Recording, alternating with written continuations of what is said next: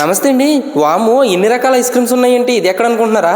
ఇవన్నీ అయితే ఒక రెస్టారెంట్ లో చూసానండి. నేను రీసెంట్ గా కాకినాడ వెళ్తానండి. అక్కడ భానుగుడి జంక్షన్ లో భారత్ పెట్రోలియం పక్కనే ఫుడ్స్ అని చెప్పేసి ఒక రెస్టారెంట్ చూసానండి. ఇంకా వెంటనే ఆ రెస్టారెంట్ లోపలికి వెళ్తానండి. లోపల అయితే చాలా పీస్ఫుల్ గా కూల్ గా అయితే కనిపించిందండి. ఆ లోపల చూస్తానండి చాలా రకాల నాన్ వెజ్ స్టార్టర్స్ అయితే కనిపించినాయండి. అన్ని నోరు ఊరిపోతున్నాయి అనుకోండి. ఇవే కాదండి, వీళ్ళ దగ్గర ఇంకా డిఫరెంట్ పేస్ట్రీస్, కేక్స్ కూడా ఉన్నాయండి. వీళ్ళకి సంబంధించిన బ్రాంచ్ అయితే సామర్లకోట రైల్వే స్టేషన్ ఆపోజిట్ లో ఇంకో బ్రాంచ్ ఉందటండి.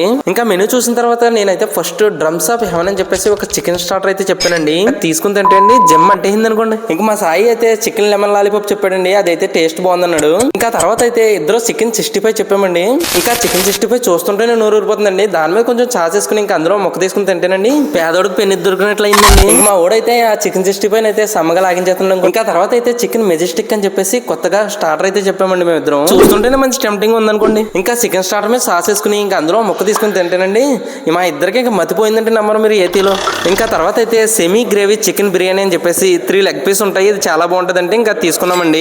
ఇంకా బిర్యానీ అయితే వేడివేడిగా వడ్డించారనుకోండి ఇద్దరికి. ఇంకా మా ఊడైతే వడ్డించిన వెంటనే ముద్దెట్టుకుని టేస్ట్ అయితే బాగా ఉందన్నాడండి. ఇంకా నేనైతే ఆ గ్రేవీతో ఉన్న లెగ్ పీస్ మీద కొంచెం నిమ్మకాయ పిండుకునండి. ఇంకా తీసుకుని టేస్ట్ చూస్తానండి చాలా బాగా అనిపించింది. ఇంకా తర్వాత బిర్యానీ కూడా చాలా బాగుందండి. ఇంకా ఫైనల్ గా అయితే ఐస్ క్రీమ్స్ దగ్గరికి వెళ్ళామండి. నేనైతే క్యారమెల్ నట్స్ చెప్పానండి ఐస్ క్రీమ్ అయితే. ఇది అయితే ఆ నట్స్ తో తింటుంటే ఐస్ క్రీమ్ అయితే భలే అనిపించింది. మా ఊడైతే సీతాఫలం ఐస్ క్రీమ్ తీసుకున్నాడండి. వీళ్ళ దగ్గర క్యాటరింగ్ కూడా సదుపాయం కలదటండి. వివరాలకి నెంబర్ కాంటాక్ట్ చేయండి.